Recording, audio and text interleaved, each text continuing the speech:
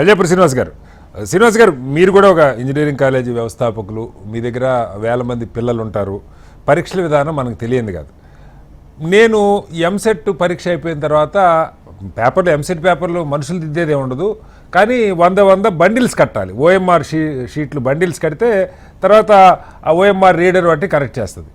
ఆ బండిల్స్ కట్టడానికి మాలాంటి వాళ్ళని యూనివర్సిటీలో ఇంజనీరింగ్ ఫ్యాకల్టీని పిలిస్తే ఎన్ని జాగ్రత్తలు తీసుకునేవాళ్ళు అంటే మాకు బెలూన్స్ ఇచ్చేవాళ్ళు.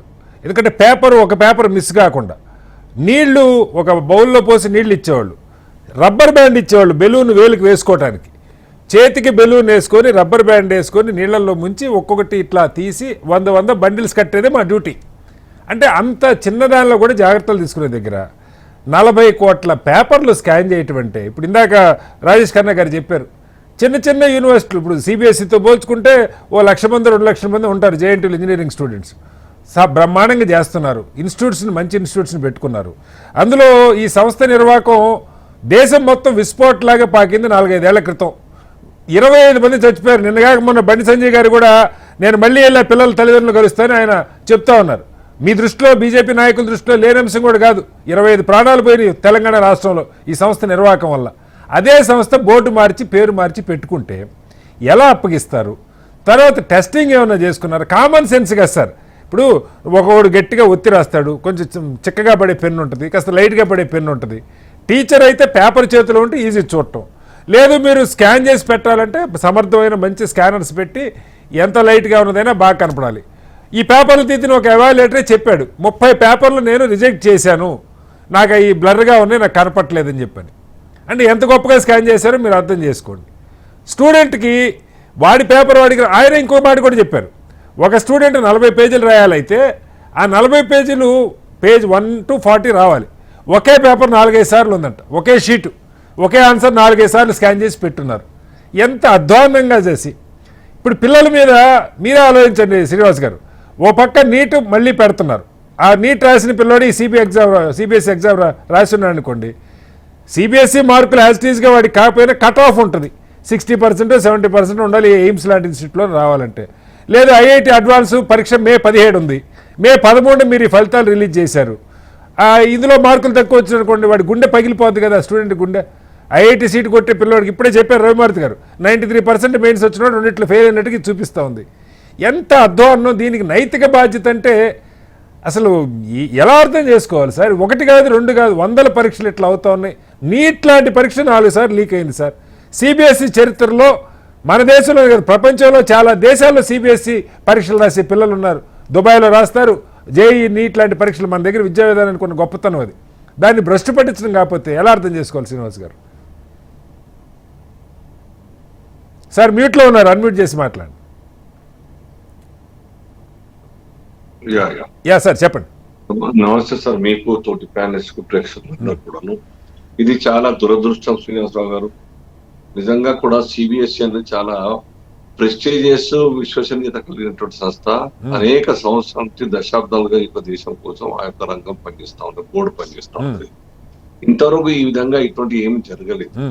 ఇది మొదటిసారి దట్టు ఓఎస్ఎం ద్వారా ఈ యొక్క ఎగ్జామ్స్ కండక్ట్ చేయడం ఒక ధైర్యమైనటువంటి నిర్ణయం. ప్రపంచమంతా కూడా ఆ లైన్ లో పోతా ఉంటే మనం కూడా అసలు మ్యాన్ పవరే ఉన్నది మన దేశంలో.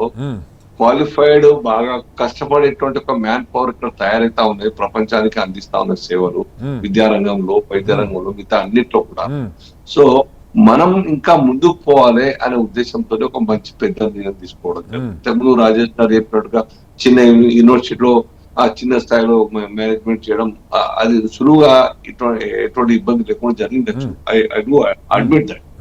బట్ ఇంత పెద్ద లార్జ్ స్కేల్ లో సుమారు 18 లక్షల విద్యార్థులు పార్టిసిపేట్ చేస్తున్నటువంటి అపేర్ అవుతున్నటువంటి కండక్ట్ చేయడం అంటే ఇది కొద్దిగా ధైర్యంతో కూడుకున్నటువంటి. ఇందులో కాదు సార్, కాదు శ్రీనివాస్ గారు, నేను కొన్ని సంవత్సరాల పాటు నేను ఉస్మానియాకి వెళ్ళి పేపర్లు దిద్దాను.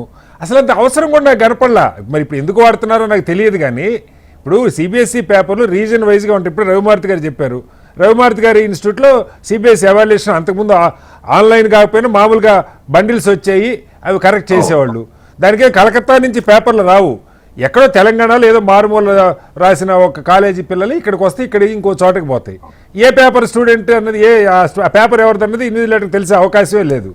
తేలికైన పద్ధతి వదిలిపెట్టి ఏదో కొన్ని 100 కోట్ల కాంట్రాక్టుల కోసం ఇంత పెద్ద 17 లక్షల మంది రాసిన పరీక్షని అసలు 40 కోట్ల పేపర్లు స్కాన్ చేయటువంటి ఏమైనా అర్థం ఉందా సార్? అవసరమా? You are mistaken, sorry to say. ఒక మంచి ఉద్దేశంతో మొదలు పెట్టేటువంటి ఈ పరీక్షా విధానం ఒకరికి బెనిఫిట్ చేయాలని కాంట్రాక్ట్ ఇప్పాలని మాత్రం ఈ యొక్క నిర్ణయం తీసుకోవాలి. మరి ఎలా సెలెక్ట్ చేశారు? ఎందుకు చెక్ చేసుకోరు? నిర్ణయం తీసుకోవడం కేంద్ర ప్రభుత్వం కూడా ఇన్వాల్వ్ కాదు ఇందులో. CBSE it has got own independent rights, వాళ్ళ పవర్స్ ఉన్నాయి, అడ్మినిస్ట్రేటివ్ పరిధులు ఉన్నాయి, వాళ్ళు చేస్తారు. దాంట్లో కేంద్ర ప్రభుత్వానికి సంబంధం లేదు. Being minister of education department Dharmendra Pradhan గారు చాలా బాధ్యతగా, చాలా బాధతోని వ్యక్తం చేయడం జరిగింది. ఈ పొరపాటు నేను అంగీకరిస్తాను, మాదే బాధ్యతగా నేను తీసుకుంటాను. Though it's a mistake of contractor, ఇది మిస్టేక్ ఆఫ్ సిబిఎస్ఈ వారు తీసుకోవడం జరిగింది. దీంట్లో ఫెయిర్ ఇంటెన్షన్ ఉంది కదా, ఎవరం కూడా సమర్థించాం ఈ లీకులు కానీ లేకుంటే. కాదు సార్, ఒక మాట చెప్పండి. ఇప్పుడు తెలంగాణలో బ్లాక్ లిస్ట్ అయ్యి 25 మంది విద్యార్థుల చావు కారణమైన సంస్థ ఎలాంటి టెస్టింగ్ లేకుండా, పైలట్ ప్రాజెక్ట్ కూడా చేయకుండా, ఆ అధ్యాపకులు 78,000 మంది సిబిఐటి ఎవాల్యుయేటర్స్కి ట్రైనింగ్ కూడా ఇవ్వకుండా ఈ సిస్టమ్ ఎవరిని అడిగి పెట్టారు? ఇప్పుడు మన నీట్ లీక్ అయ్యి పేపర్ రద్దయినందుకు 4 ఆత్మహత్య చేసుకున్నారు. వాటికి ఎవరు బాధ్యత వహిస్తారు సార్? డెఫినెట్ గా ఇవన్నీ కూడా ఆలోచించదగ్గ విషయాలే, సీరియస్ గా తీసుకునే విషయాలు తప్పనిసరిగా. ఆ నీట్ గురించి ఇప్పటికే 9 మంది అరెస్ట్ అయినారు, సిబిఐ ద్వారా ఎంక్వైరీ జరుగుతా ఉన్నది. ఎవరిని కూడా స్పేర్ చేసేది లేదు, ఎవరిని కూడా ఏదో పక్షపాతంతో సపోర్ట్ చేసి ఒకరిద్దరిని డిలీట్ చేసి మిగతాలందరినీ కూడా కల్ప్రిట్స్ గా మొత్తం కేసు బుక్ చేసేది లేదు. ఎవరైనా కావచ్చు, పొలిటికల్ గా ఎవరితోనైనా అఫిలియేటెడ్ కావచ్చు కాదు. కానీ ఇవాళే సుప్రీంకోర్టు కాదు సార్, ఇవాళే సుప్రీంకోర్టు దాని మీద ఘాటైన వ్యాఖ్యలు చేసింది.